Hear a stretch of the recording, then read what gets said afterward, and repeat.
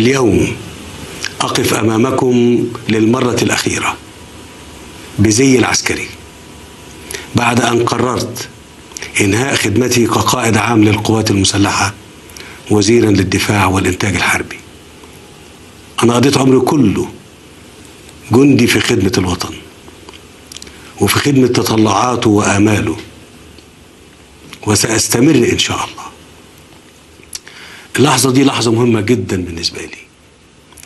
أول مرة لبست فيها الزي العسكري كان سنة 1970. كنت طالب في الثانوية الجوية عمره 15 سنة، يعني من حوالي 45 سنة، وأنا بتشرف بارتداء هذا الزي للدفاع عن الوطن. والنهاردة أنا بترك هذا الزي أيضا من أجل الدفاع عن الوطن. السنوات الأخيرة من عمر الوطن أكدت إن مفيش حد يستطيع أن يصبح رئيسا لهذه البلاد دون إرادة الشعب وتأييده. لا يمكن على الإطلاق أن يجبر أحد المصريين على انتخاب رئيس مش عايزينه. الموضوع ده انتهى خلاص. لذلك أنا وبكل تواضع أتقدم لكم معلنا اعتزامي الترشح لرئاسة جمهورية مصر العربية. تأييدكم هو اللي هيمنحني هذا الشرف العظيم. أنا أقف أمامكم مباشرة لكي أتحدث معكم حديثا من القلب زي ما تعودنا، عشان أقول أنني أمتثل لنداء جماهير واسعة من الشعب المصري طلبت مني التقدم لنيل هذا الشرف. أنا بعتبر نفسي كما كنت دائما جنديا مكلفا بخدمة الوطن. أي موقع تأمر به جماهير الشعب هكون موجود فيه. من اللحظة الأولى عايز أكون أمين معاكم كما كنت دائما، وأمينا مع الوطن وأمينا مع نفسي. نحن المصريين لدينا مهمة شديدة الصعوبة ثقيلة التكاليف. الحقائق الاقتصادية والاجتماعية والسياسية والأمنية في مصر، سواء اللي كان قبل ثورة 25 يناير أو اللي تفاقم بعدها حتى ثورة 30 يونيو، وصل إلى حد لابد أن يكون فيه مواجهة أمينة وشجاعة لهذه التحديات. عايزين نكون صادقين مع أنفسنا. بلدنا مصر بتواجه تحديات كبيرة وضخمة، واقتصادنا ضعيف. في ملايين من الشباب بيعانوا من البطالة ومفيش ليهم عمل في مصر. ده أمر غير مقبول. كمان في ملايين من المصريين بيعانوا من المرض ولا يجدوا علاجا مناسبا. ده أمر آخر غير مقبول. مصر البلد الغنية بمواردها وبشعبها بتعتمد على الإعانات والمساعدات. ده أمر غير مقبول. المصريين يستحقوا حياة أفضل من كده. يستحقوا أنهم يعيشوا بكرامة ويعيشوا بأمن ويعيشوا بحرية، ويكون لهم الحق في الحصول على العمل والغذاء والتعليم والعلاج والمسكن. كل ده لازم يكون في متناول ايد كل المصريين. احنا امامنا كلنا كمصريين مهام عسيرة. لابد من اعادة بناء جهاز الدولة اللي بيعاني من حالة من الترهل بتمنعه من النهوض بواجباته. القضية دي لابد ان احنا نواجهها بكل الحزم عشان هذا الجهاز يستعيد قدرته، يسترد تماسكه، يصبح وحدة واحدة تتحدث بلغة واحدة. كمان عجلة الإنتاج يجب أن تعود إلى الدوران في كافة قطاعات الدولة بكل قوة، ده لإنقاذ الوطن من مخاطر حقيقية بيمر بيها. لابد من إعادة ملامح الدولة وهبتها، أصابها الكثير خلال الفترة الماضية. مهمتنا استعادة مصر وبنائها، مهمتنا استعادة مصر وبنائها. ما شهدناه خلال السنوات الأخيرة سواء على الساحة السياسية أو الإعلامية داخليا أو خارجيا جعلت من هذا الوطن في بعض الأحيان أرض مستباحة للبعض. آن الأوان أن يتوقف هذا الاستهتار وهذا العبث. هذا بلد له احترامه وله هيبته، هذا بلد له احترامه وله هيبته، ويجب أن يعلم الجميع أن دي لحظة فارقة.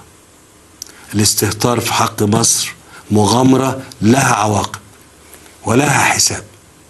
مصر ليست ملعبا لطرف داخلي أو إقليمي أو دولي، ولن تكون.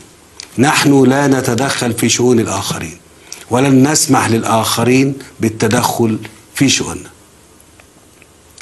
أنا بعتقد أن إنجاز برنامج خريطة المستقبل اللي وضعتها القوى الوطنية الأصيلة كان المهمة العاجلة أمامنا، وعلى طريق تنفيذ هذه المهمة نجحنا بحمد الله في وضع الدستور. ونحن الآن نتخذ الخطوة الثانية بإجراء الانتخابات الرئاسية التي يعقبها الانتخابات البرلمانية بإذن الله. عايز أؤكد أن اعتزام الترشح لا يصح ولا يجوز أن يحجب حق الغير، وواجبه إذا رأى لديه أهلية التقدم للمسؤولية.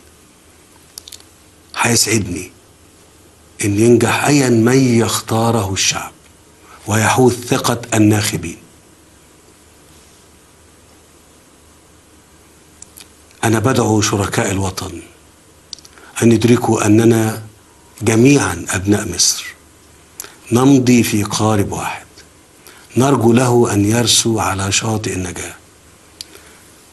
لن يكون لنا حسابات شخصية نصفيها أو صراعات مرحلية نمضي وراءها.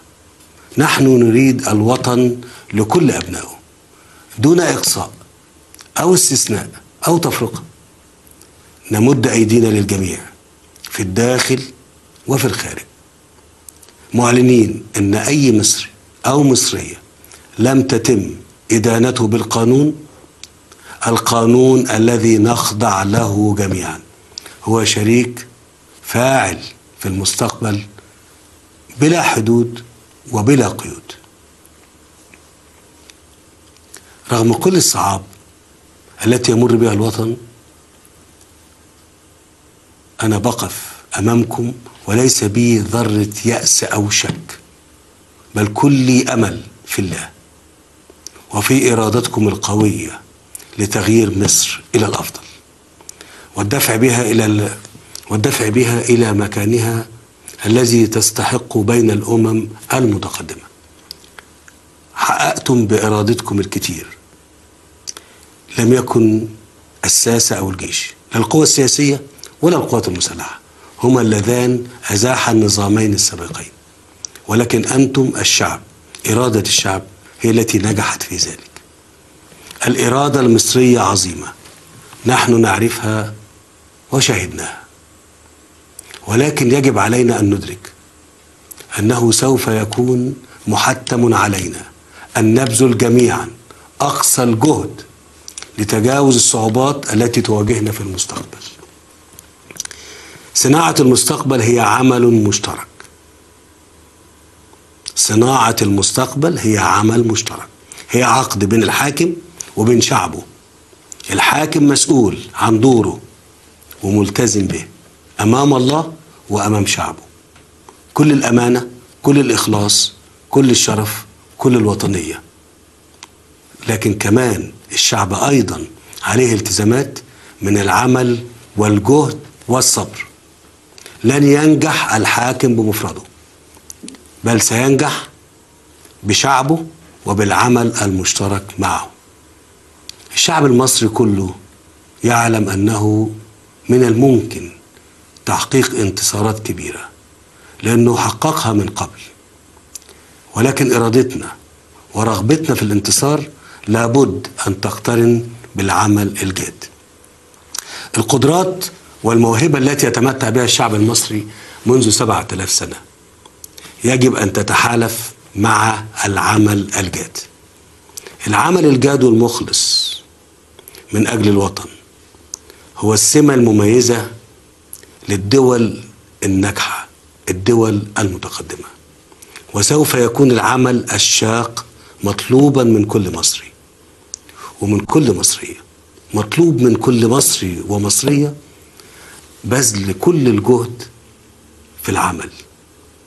أنا هكون أول من يقدم الجهد والعرق دون حدود من أجل مستقبل مصر تستحقه. الوقت ده وقت الاصطفاف عشان خاطر بلدنا، عشان خاطر مصر. أنا عايز أصارحكم والظروف كما ترون وتقدرون. أنا لن يكون لدي حملة انتخابية بالصورة التقليدية، لكن بالتأكيد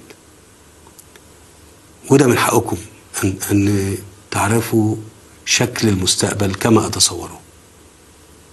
شكل المستقبل زي ما أنا شايفه، وده هيكون من خلال برنامج انتخابي ورؤية واضحة تسعى وتهدف لقيام دولة مصرية ديمقراطية حديثة.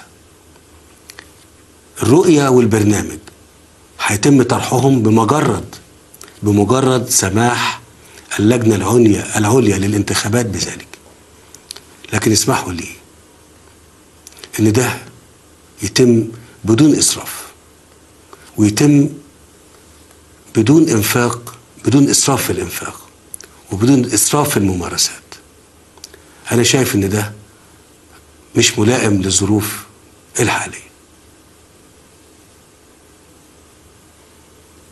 نحن مهددون من الإرهابيين من قبل أطراف تسعى لتدمير حياتنا، تدمير سلامنا، تدمير أمننا.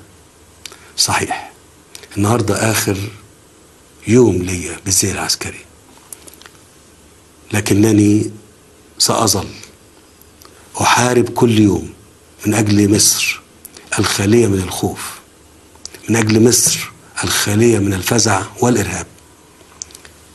مش مصر بس، بل المنطقة بأكملها إن شاء الله.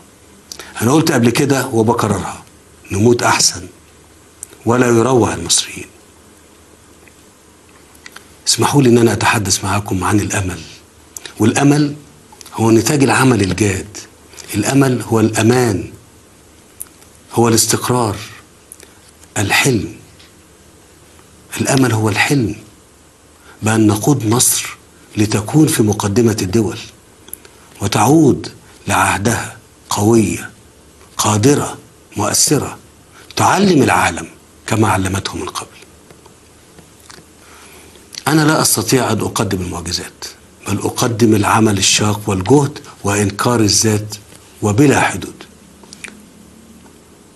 إذا ما أتيح لي شرف القيادة، أنا أعدكم بأننا نستطيع معا شعبا وقيادة أن نحقق لمصر الاستقرار والأمان والأمل.